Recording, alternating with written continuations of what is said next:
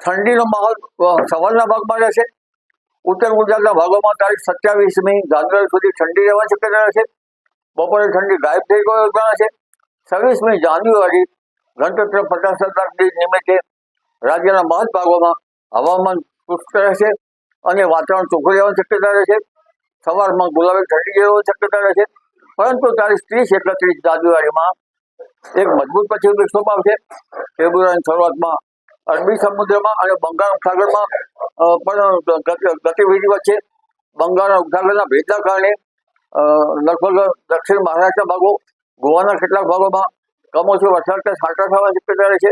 દક્ષિણ ગુજરાતના ભાગોમાં પણ હવામાન પલટાશે અને સાયક્લોનિક સર્ક્યુલેશનનો જેટ સ્ટ્રીમના કારણે લગભગ દેશના ઉત્તરીય પર્વતીય પ્રદેશોમાં તારીખ 30-31 ફેબ્રુઆરી તારીખ 5 સુધીમાં ભારે હવામાનમાં પલટાવ છે.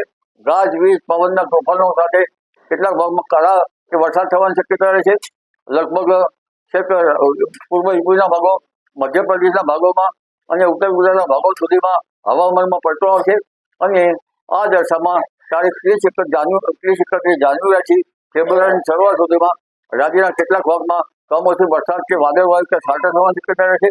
જેમાં ઉત્તર ગુજરાતના ભાગો, અરવલ્લીના ભાગો, કચ્છના કેટલાક ભાગો અને પંચમહાલના ભાગોમાં હવામાનમાં પલટો આવશે અને ક્યાંક છાંટા થવાની શક્યતા રહેશે. ઉપરાંત મધ્ય ગુજરાતના ભાગો પણ હવામાનમાં પલટો આવશે. અમદાવાદ, ગાંધીનગરના ભાગો પણ વાદળો આવવાની શક્યતા રહેશે. લગભગ ગુજરાતના ઘણા ભાગોમાં વાદળો આવવાની શક્યતા રહેશે.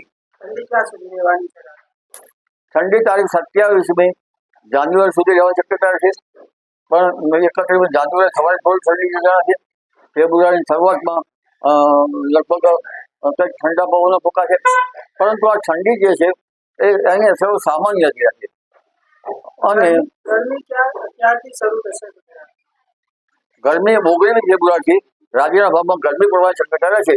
પરંતુ હાલ તો હવામાનમાં પલટો આવતા તારીખ 30-31 ફેબ્રુઆરીની શરૂઆત સુધીમાં રાજ્યના કેટલાક ભાગમાં માવઠું થવાની શક્યતા રહેશે. એટલે ગરમીમાં વધઘટ થવાની શક્યતા રહેશે.